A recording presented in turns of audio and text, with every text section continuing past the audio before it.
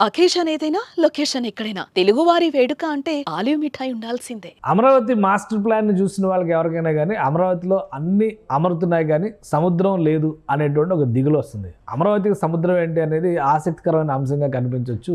హైదరాబాద్కి సముద్రం తెస్తాం, అలానే సముద్రం లేని రాష్ట్రాలకు సముద్రం ఇస్తాం అనేటువంటి చర్చలు జరుగుతున్నటువంటి తరుణంలో ఆంధ్రప్రదేశ్ రాజధాని అమరావతి నిర్మాణం పూర్తయ్యేలోపు అమరావతికి అతి సమీపంలో ఒక బీచ్ కూడా డెవలప్ చేయాలనేటువంటి ఆలోచనతో ఆంధ్రప్రదేశ్ ప్రభుత్వం ఉంది. ఈ క్రమంలో అమరావతి ప్రాంతానికి అతి సమీపంలో ఉండేటువంటి బీచ్గా సూర్యలంక బీచ్, అంటే బాపట్ల తీరంలో ఉన్నటువంటి బీచ్ని రాష్ట్ర ప్రభుత్వం ప్రత్యేకంగా డెవలప్ చేయాలని చెప్పని ఒక నిర్ణయం తీసుకుంది.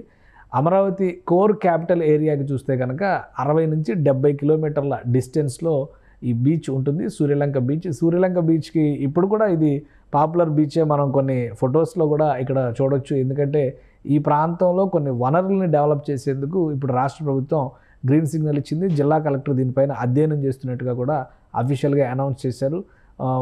దాంతోపాటు అమరావతికి వచ్చేటువంటి విదేశీ పర్యాటకులకి కూడా ఈ బీచ్ ఉండడం అనేది అత్యవసరమైనటువంటి అంశంగా రాష్ట్ర ప్రభుత్వం భావిస్తుంది. ఈ క్రమంలోనే కొన్ని నిర్ణయాలు తీసుకుంది ప్రభుత్వం. ఆ నిర్ణయాల్లో భాగంగానే ప్రత్యేకమైనటువంటి నిధుల కేటాయింపులు చేసింది రాష్ట్ర ప్రభుత్వం. ఈ చేసినటువంటి కేటాయింపుల ప్రకారం చూస్తే కూడా ఈ 70 కిలోమీటర్ల దూరంలో ఉన్నటువంటి రిసార్ట్స్, ముఖ్యంగా రిసార్ట్స్ డెవలప్మెంట్కి సంబంధించి తక్షణం ఒక 40 లక్షల రూపాయలు కేటాయింపులు చేయడం ద్వారా ఇమీడియట్ ఫెసిలిటేషన్ సెంటర్స్ని ఏర్పాటు చేయాలని చెప్పని ఏపీ ప్రభుత్వం డిసైడ్ చేసింది. ముఖ్యంగా ఒక నెల రోజుల్లోనే ఇక్కడ డ్రెస్సింగ్ రూమ్ లాంటి సౌకర్యాల దగ్గర నుంచి మంచినీటి, ముఖ్యంగా అక్కడ water supply, drinking water supply లేదు కాబట్టి ఆ సమీపంలో ఒక 20 కిలోమీటర్ల దూరంలో డ్రింకింగ్ వాటర్కి సంబంధించినటువంటి సోర్సెస్ నుంచి ఒక 10,000 లీటర్ల వాటర్ ట్యాంక్ సదుపాయాన్ని ఏర్పాటు చేయాలని చెప్పని గ్రామీణ నీటి సరఫరా విభాగానికి వీటి నిర్మాణ బాధ్యతలను కూడా అప్పగించారు. మంచినీటి పంపుల ఏర్పాటు, టాయిలెట్ల నిర్మాణం,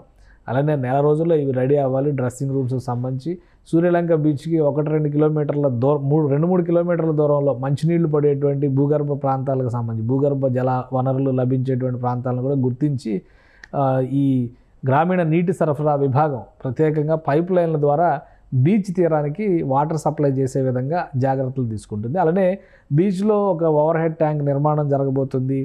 రోజుకు కనీసం 3 నుంచి 4 వేల మంది వస్తారనేటువంటి ఒక అంచనా ఉంది కాబట్టి ఓపెన్ షవర్లో ఏర్పాటు చేయాలి. ఎందుకంటే సముద్రం నీరు ఉప్పు నీరుతో ఉంటుంది కాబట్టి అందులోంచి బయటకు వచ్చిన తర్వాత మంచి నీళ్ళతో స్నానం చేయడం అనేది బాడీ కూడా రిఫ్రెష్ అవుతుంది. అందుకని ఓపెన్ షవర్లు ఏర్పాటు చేసేందుకు 80 ఓపెన్ షవర్లు ఏర్పాటు చేసేందుకు ఏర్పాట్లు చేస్తున్నారు.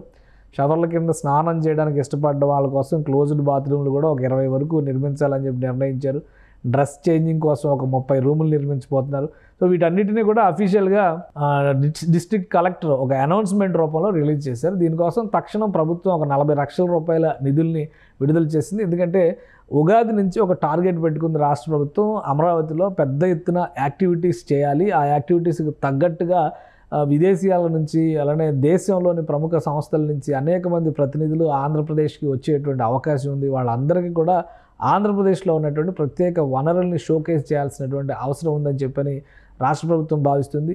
అలానే టూరిజంకి సంబంధించినటువంటి అనేక పనుల్ని రాష్ట్ర ప్రభుత్వం ఇప్పటికే టూరిజం విభాగాన్ని ఒక ఇండస్ట్రీ కింద గుర్తించి రాయితీలు ఇవ్వడం ద్వారా వాళ్ళని ప్రోత్సహించే ప్రయత్నం చేస్తుంది. అందుకనే అట్రాక్టివ్గా ఉండేటువంటి డెస్టినేషన్స్ పైన ప్రత్యేకమైన ఫోకస్ పెట్టింది. ఈ క్రమంలో సూర్యలంక బీచ్ దశ మారబోతుంది. రాబోయే రోజుల్లో విశాఖపట్నం బీచ్ ఎంత పాపులర్ అయిందో అమరావతికి సమీపంలో ఉన్నటువంటి సూర్యలంక బీచ్ని కూడా ఆ స్థాయిలో పాపులర్ చేయాలి. అక్కడ వనరుల్ని, వసతుల్ని కూడా ఆ స్థాయిలో కల్పించాలని రాష్ట్ర ప్రభుత్వం భావిస్తోంది. సో ప్రాథమికంగా తొలి అడుగుగా తక్షణం చేయాల్సినటువంటి ఏర్పాట్లు, తక్షణం సమకూర్చాల్సినటువంటి వసతులు, వీటికి సంబంధించినటువంటి ప్రణాళికని జిల్లా యంత్రాంగానికి ఇచ్చింది. ఈ బాధ్యతలను సక్రమంగా నిర్వర్తించేందుకు ప్రణాళికని రెడీ చేసుకున్నట్టుగా జిల్లా కలెక్టర్ కూడా ప్రకటించారు. సో అమరావతికి ఒక సముద్రం, సమీపంలో ఉన్నటువంటి సముద్రం అమరావతికి కనిపిస్తుందని చెప్పి మనం డిసైడ్ అవ్వచ్చు. ఇంకో వైపు నుంచి చూస్తే కనుక హైదరాబాద్ నుంచి వెళ్ళేటువంటి వారికి కూడా సూర్యలంక బీచ్ని చేరువ చేసేటువంటి ప్రయత్నాలు జరుగుతుంది. ఎందుకంటే